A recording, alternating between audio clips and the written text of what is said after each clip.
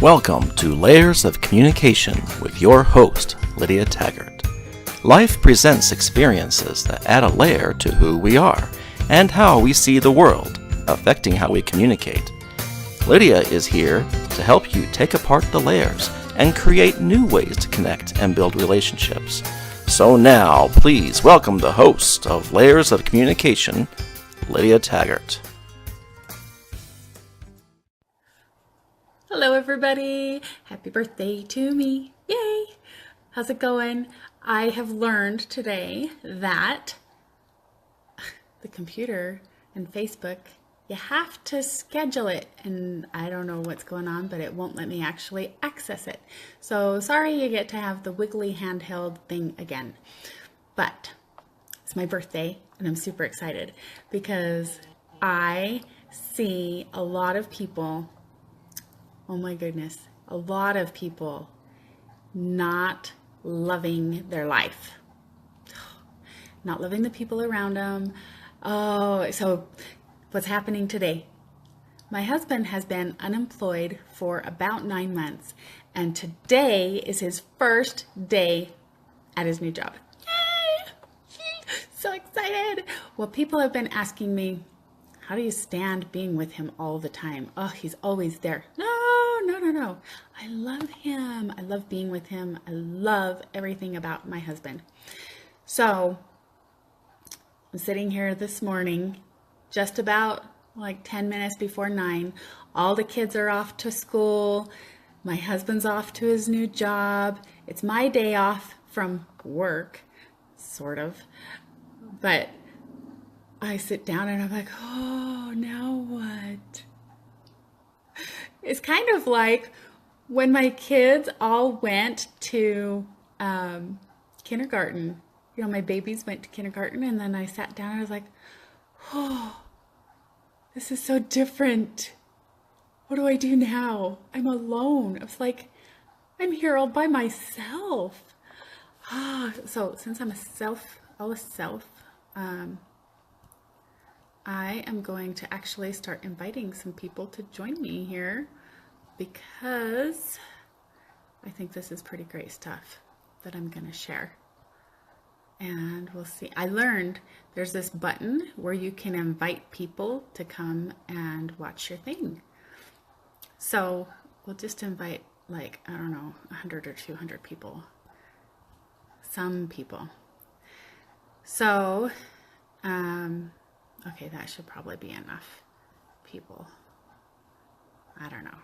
We'll just, yeah, that'll be good. Okay, so here I am, and I'm listening. That's the first thing I like to do for any time that I have on my own for myself. Since it's my birthday, I'm going to do something for myself.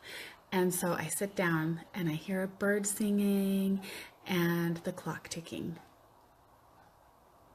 and the hum of my computer as I'm turning it on. And that's about it. It's pretty quiet. And so it only lasted for about 5 seconds, though. No worries. I could handle 5 seconds until the phone rang and my sweet sister called me, and I just love her. And then I realized, oh yeah, I've got stuff to do today. I get to go to the DMV. Oh yeah. Go get my driver's license renewed. So I had a couple other appointments to schedule today, and I was like, oh, I'm going to the DMV at 9:30 this morning, so I can't plan anything else until at least one. One's the earliest we can, like, dependably plan on getting out of the DMV, right? They were amazing. Oh, they were so fast and friendly. It was so great. They told me happy birthday and all that. But even though they got new forms, so here's your tip. If you're in Utah, I don't know if it works outside of Utah, but the new forms that they just got last night at 6 o'clock p.m., the new forms say, if you have diabetes, click no anyway, unless you're on insulin. When you're on insulin, using insulin for your diabetes, then you need a medical follow-up or something. So long as you're not using insulin, you click no, because there's not a medical follow-up needed. Yay!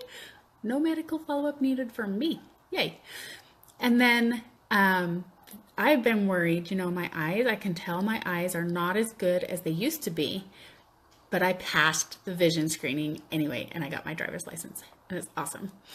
So that was great. And the DMV is a wonderful place. But what I really want, I started thinking, yesterday I was on my friend Monica's podcast. So fun. I love her. Didn't know until a couple weeks ago that we share the same birthday. So we did a little birthday recording for her podcast. It was great.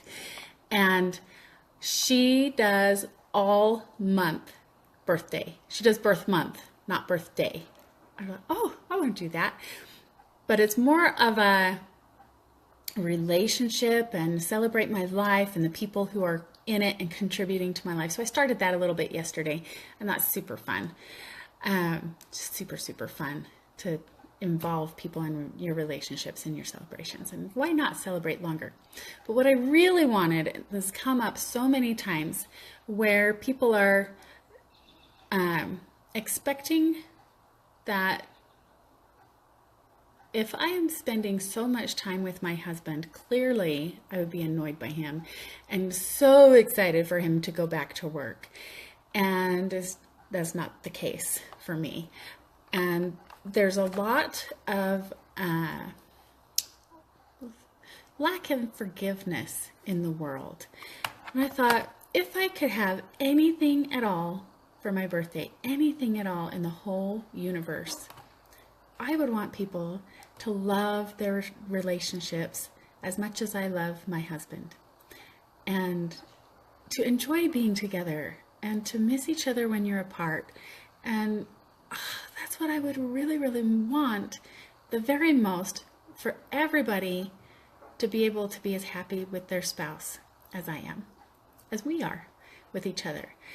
And so I thought, what is one thing that we can do? One thing. So here it is. It's about forgiving and loving. Okay, so we've got the different love languages, and we've got learning styles, and we've got all these different things of personalities and all these different pieces that layer onto who we are. There's also forgiveness languages. If you just, it's like the love languages, very similar. If you have a person who needs to hear the words, your actions don't convey your true apology or your true acceptance of them if you don't actually say, I forgive you.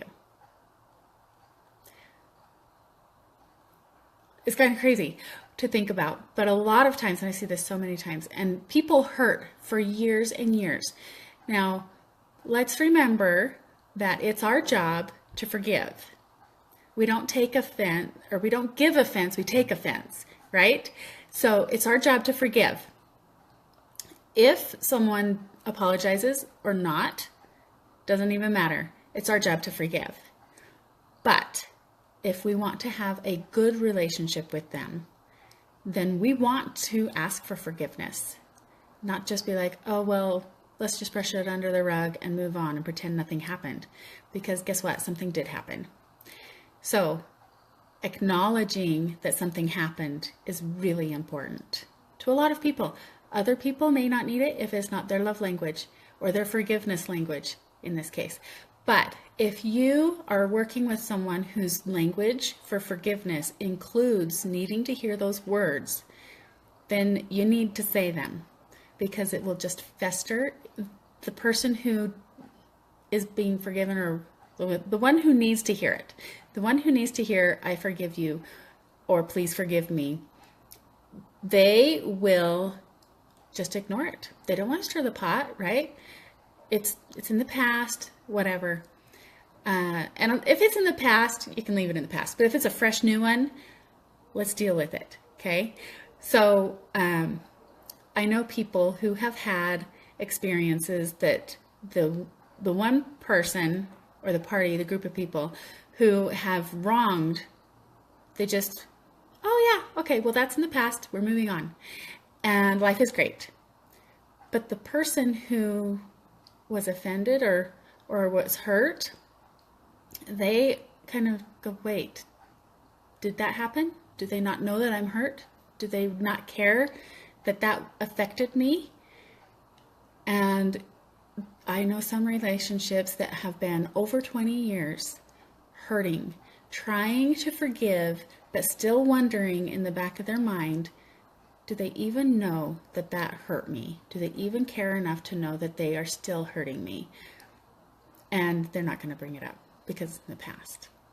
So one of the things that we say when we say, oh, I'm sorry, and then the common response is, it's okay. And we brush it off. But when we say it's okay, let's change that to, I forgive you and thank you for coming to me.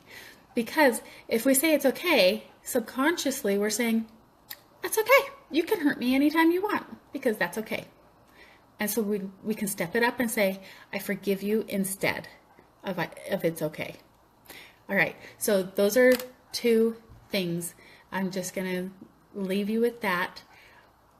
If you can work on your relationships and just love each other so much more, forgive, and maybe not forget so much, but learn from the experience and don't repeat it as much. And when we say forgive and forget, what we really mean is forgive and don't bring it back up again. Don't rub it in my face 5 years later.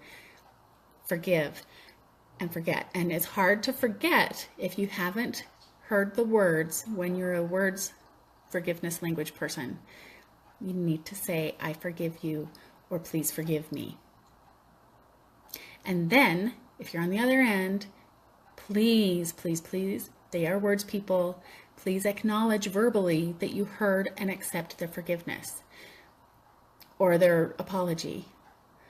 When we don't respond verbally to people who speak a verbal forgiveness love language, it can fester a little bit more. It makes it harder. They're like, oh, so I'm not worth accepting my forgiveness. I'm not worth accepting my apology. I'm not worth accepting.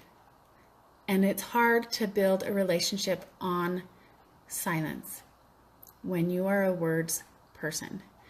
So there's other steps too, but that's the one that's really standing out to me today because I think we're having a silent moment. And the silent treatment is so close to this brush it under the rug. It's kind of the same thing. You just don't talk about it, leave it there and walk away. Well, some people think that's giving them the silent treatment. Well, fine, I'm not going to talk to you either. And then that's not what we're looking for. That's not a loving and caring relationship that you can grow and build from. Please use your words. Please love the people around you and let them know verbally that you still love them. Okay, that's all. That's my birthday present I want from you. Go tell someone that you love them. Okay. Love ya. You're awesome. Bye-bye.